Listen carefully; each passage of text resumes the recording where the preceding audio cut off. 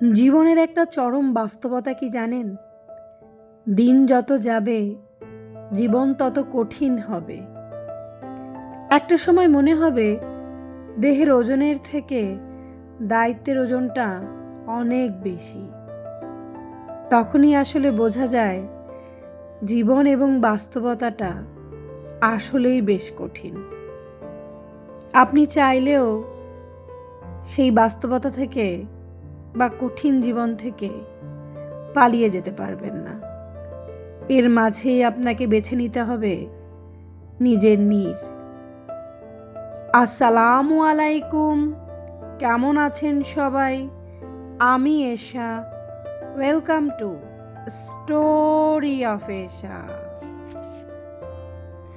যখন ভয়েসটা দিচ্ছি তখন আমি ঢাকাতে পৌঁছে গেছি।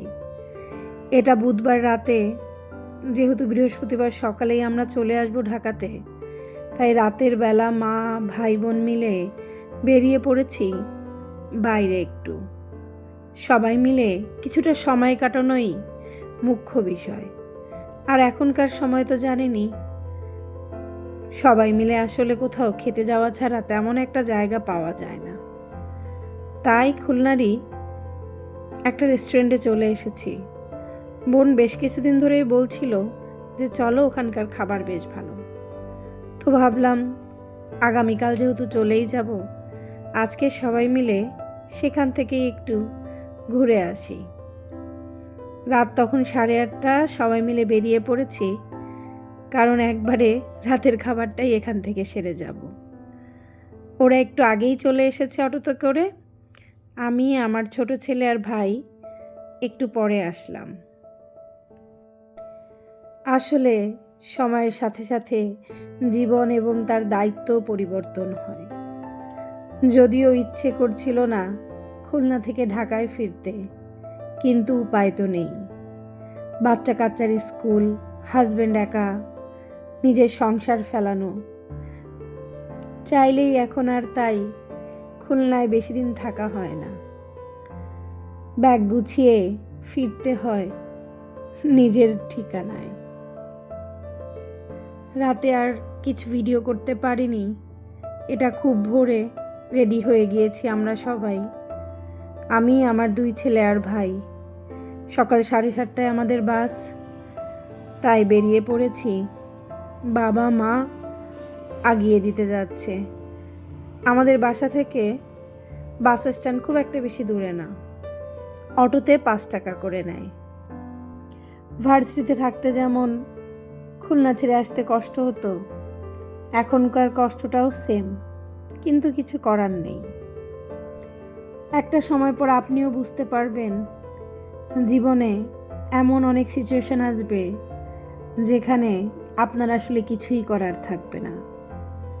যেভাবে জীবন প্রবাহিত হবে সেই প্রবাহের সাথে আপনাকেও চলতে হবে, তাতে আপনার মনের মধ্যে যাই চলুক।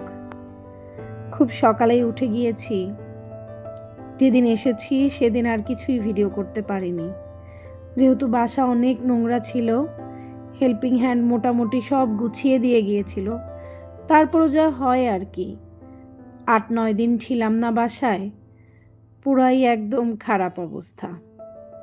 যতটুকু পেরেছিলাম কালকে গুছিয়েছি, আজকে গুছিয়ে নেব। টেবিলটা রাতে মুছেছিলাম, বাট রাতে খাওয়ার পর আমার আর ইচ্ছা করছিল না, ওভাবেই রেখে দিয়েছিলাম। এখন সেটা পরিষ্কার করে নিয়ে রানারটা বিছিয়ে নেব। আমি যখন কোথাও বেড়াতে যাই বা বেশ কিছুদিনের জন্য বাসায় থাকি না, তখন আমি চেষ্টা করি এই সব জিনিস যাওয়ার আগে শোকেজে অথবা আলমারিতে উঠিয়ে রেখে যেতে। যেহেতু হাজবেন্ড বাসায় একা থাকে, সারাদিনই অফিসে, খালি রাত্রে এসে ঘুমায় বলতে গেলে, তাই এগুলোর খুব একটা বেশি প্রয়োজন পড়ে না। কিন্তু বাইরে রেখে গেলে এগুলো এতই নোংরা হয়ে যায়, এসে এগুলো পরিষ্কার করতে করতেই আমার 2-3 দিন চলে যায়। কিন্তু উঠিয়ে রেখে গেলে নোংরাও হয় না, আর এসেই এগুলোকে ধুতেও হয় না। আমার জন্য বেশ সহজ হয়। তাই আমি সবসময় চেষ্টা করি যে জিনিসগুলো একদমই ব্যবহার হবে না কোথায় যাওয়ার আগে সেগুলো উঠিয়ে রেখে যেতে। এতে করে এসেই যে কাজের একটা বিশাল ঝক্কি, সেটা থেকে বাঁচা যায়।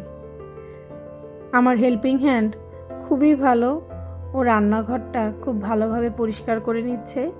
আমি তাই এই দিকগুলোর হালকা হালকা যে সারফেসগুলো আছে ওগুলো মুছে নিচ্ছি। এত বালু পড়েছে, গতদিন যাও হোক একটু মুছেছি, কিন্তু মনে হচ্ছে বালুটা যাচ্ছে না। 1-2 দিন গেলে ঠিক হয়ে যাবে। এই জায়গাটার যে অ্যাকোরিয়ামটা ছিল সেটা আমার হাজব্যান্ড সরিয়ে টিভির পাশে নিয়ে গিয়েছে, তাই ভাবলাম এই জায়গাটাকে একটু ডেকোর করে নেই। ইচ্ছা আছে অন্যভাবে সাজানোর, কিন্তু এখন এভাবেই থাকুক।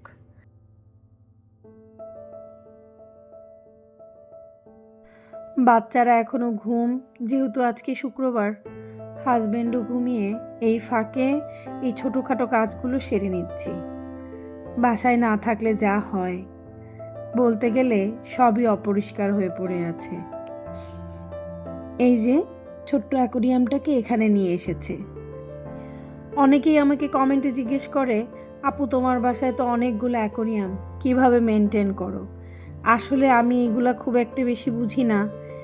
অ্যাকোরিয়াম, মাছ, এগুলো আমার হাজব্যান্ডের শখের জিনিস। সে এগুলোকে প্রচণ্ড যত্ন করে। কোথায় কি করতে হবে, কিভাবে পরিষ্কার করতে হবে, কখন মাছকে খাবার দেবে, এগুলো তার দায়িত্বে। তবে সৌন্দর্যের উপভোগ আমিও করি। আর মাছগুলো তো এখন আমাদের সংসারের একটা অংশ হয়ে গেছে। কোথাও বেড়াতে গেলে এদের জন্য আলাদা খাবার কেনা থাকে, সেগুলো বাটিতে করে ভিতরে দিয়ে যেতে হয়। 7-8 দিন দিব্যি এরা সেই খাবার খেয়ে ভালো থাকে। তাই ছুটিতে গেলেও খুব একটা বেশি আমাদের ঝক্কি পোহাতে হয় না। টিভির এই কর্নারে রেখে পুরো জায়গাটার লুকই চেঞ্জ হয়ে গেছে। কেমন লাগছে অবশ্যই কমেন্টে জানাবেন। ঢাকায় এসে দেখছি ভালোই গরম, বেশ রোদ উঠে যাচ্ছে সকাল সকাল।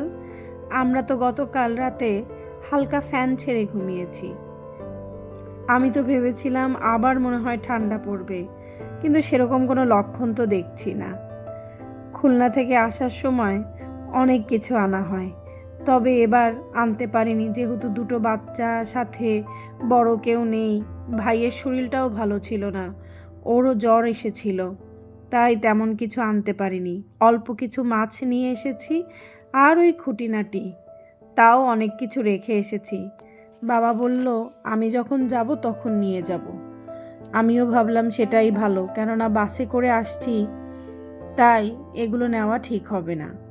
এই যে জিনিসগুলো দেখছেন, এগুলো যে 60 গম্বুজ মসজিদ বেড়াতে গিয়েছিলাম সেখান থেকে কেনা। শবে বরাত আসছে, হালুয়া বানাতে এই ছাঁচগুলো বেশ কাজে দেবে। এগুলো অবশ্য প্লাস্টিকের, জানি না কেমন হবে, তবে খুবই কম দাম নিয়েছিল, তাই নিয়ে আসলাম। তেলের পিঠা, চানাচুর, আপনাদেরকে তো বলেছি আমাদের খুলনার এই চানাচুরটা বেশ জনপ্রিয়। আমার বাসায় এটা থাকা চাই। একসাথে দেখা যায় 7-8 প্যাকেট, 10 প্যাকেট নিয়ে আসি। এবারও এনেছি 7 প্যাকেট, আবার বাবা মা যখন আসবে তখন নিয়ে আসবে। আর এনেছি অনেকগুলো আমলকি। বাবাকে বলেছিলাম যে আমিও শুকিয়ে রাখবো, খেতে সত্যিই অনেক ভালো লাগে। রান্নাঘরে চলে এসেছি। হেল্পিং হ্যান্ড আগেই আলু ভাজিটা বসিয়ে দিয়েছে। সবাই এখনই উঠে যাবে। রুটি আছে, আর ফ্রোজেন পরোটাও কিনে নিয়ে এসেছিলাম। যেহেতু এসেই সংসারের অনেক কাজ থাকে, রুটি বানানো খুব ঝামেলা হয়ে যায়, তাই সেগুলো ভেজে দেবো, আর সাথে আলু ভাজি আর ডিম। আমার বাসার সবারই আলু ভাজির সাথে ডিম পোচ খুব পছন্দ। সাথে 2টা রুটি হলেই ঝামেলা শেষ। ডালও রান্না হয়ে গেছে। চাইলেও আজকে অনেক কিছু ভিডিও করতে পারছি না, একটার পর একটা কাজ করে যাচ্ছি তো তাই। ঢাকায় তো বেশ গরম পড়ে গেছে। 12টা 12:30 নাগাদ হাজবেন্ড বলল একটু পেয়ারা কেটে মাখিয়ে দাও তো। ঠান্ডা ঠান্ডা ফ্রিজ থেকে বের করে সেটাই কেটে নিচ্ছি, ভালোই লাগে। 12টা 12:30 নাগাদ কোনো ফল মাখা, টক কোনো কিছু খেতে সত্যিই ভালো লাগে। এই সময় খুলনায় থাকলে তো বাবা বা ভাই যে সিঙ্গারা নিয়ে আসতো বা চানাচুর মাখা খেতাম। আমার হাজবেন্ড অবশ্য ভাজাভাজি তেমন একটা পছন্দ করে না।